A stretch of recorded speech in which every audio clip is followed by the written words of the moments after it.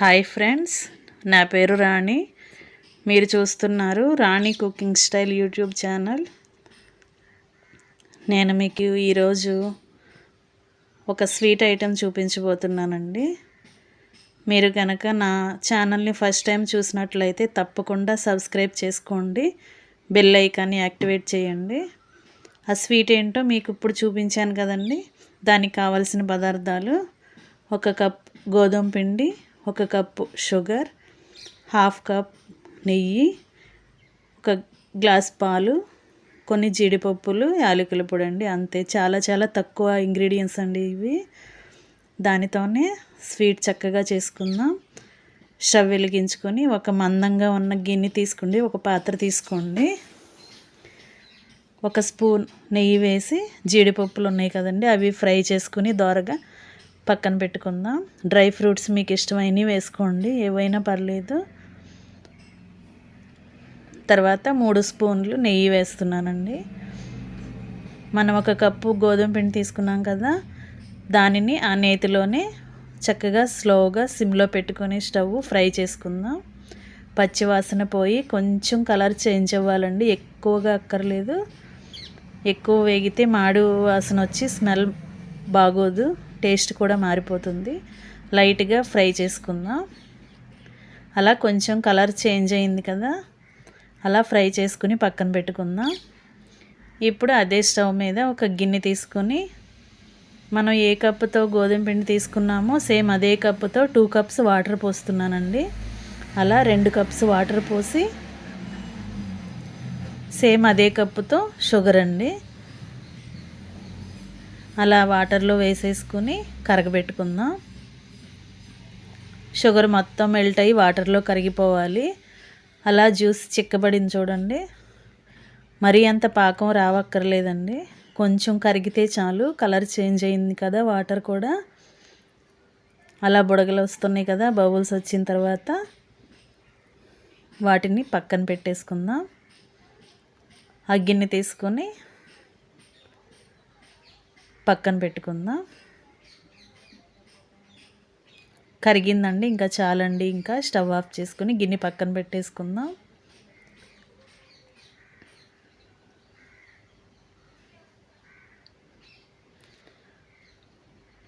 ఇప్పుడు మనం ఫ్రై చేసుకుని పక్కన పెట్టుకున్న గోధుమ పిండి ఉంది కదండి, దానిని కొంచెం పొడి పొడిగా చేసుకొని మనం కరిగించి పెట్టుకున్న షుగర్ సిరప్ ఉంది కదా, పంచదార వాటర్ ఉంది కదా, అవి తీసుకుని స్లోగా కొంచెం కొంచెంగా ఆ పిండిలో పోసేస్తున్నాను.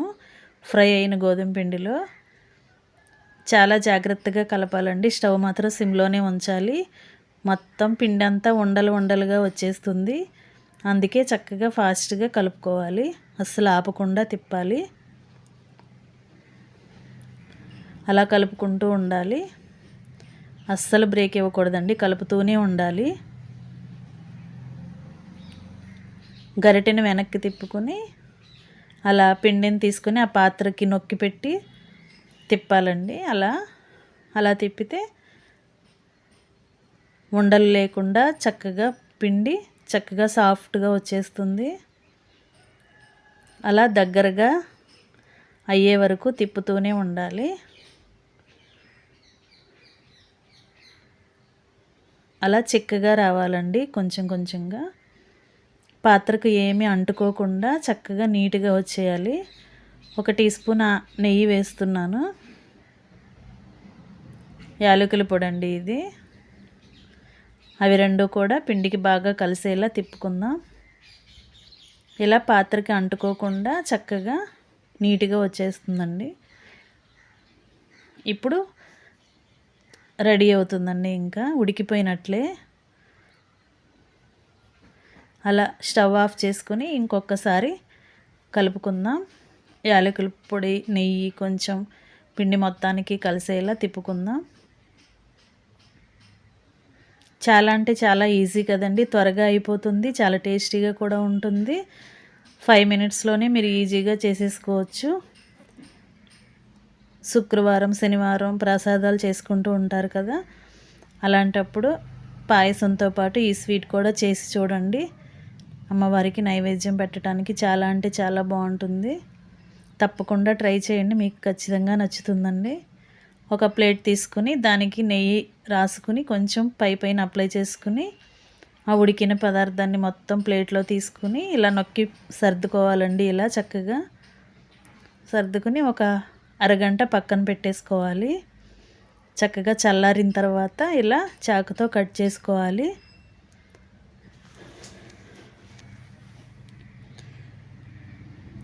నా ఛానల్ని సబ్స్క్రైబ్ చేసుకున్నట్లయితే రోజుకొక వంటతో మీ ముందుకు వస్తూ ఉంటాను. నా వీడియోకి ఒక లైక్ ఇవ్వండి, నాకు ఇంట్రెస్ట్ ఇంకా పెరుగుతుంది, ఇంకా చేయాలనిపిస్తుంది. మీరు తప్పకుండా సబ్స్క్రైబ్ చేసి లైక్ చేస్తారని ఆశిస్తున్నాను. నా నమ్మకాన్ని నిజం చేస్తారు కదా ఫ్రెండ్స్. రెడీ అయిపోయిందండి గోధుమ పిండి బర్ఫీ. చాలా అంటే చాలా బాగుంటుంది. స్వీట్ షాప్లో లానే సేమ్ అదే టేస్ట్ అదే ఫ్లేవర్తో ఉంటుంది. ఖచ్చితంగా అందరికీ నచ్చుతుందండి. ఇంట్లో తప్పకుండా మీరు కూడా ట్రై చేసి చూడండి. నైవేద్యంగా కానీ ఎవరైనా చుట్టాలు వచ్చినప్పుడు కానీ ఇన్స్టెంట్గా అప్పటికప్పుడు రెడీ చేసి పెట్టేయచ్చండి. నా వీడియోని లైక్ చేయటం మాత్రం మర్చిపోవద్దు. Thanks for watching.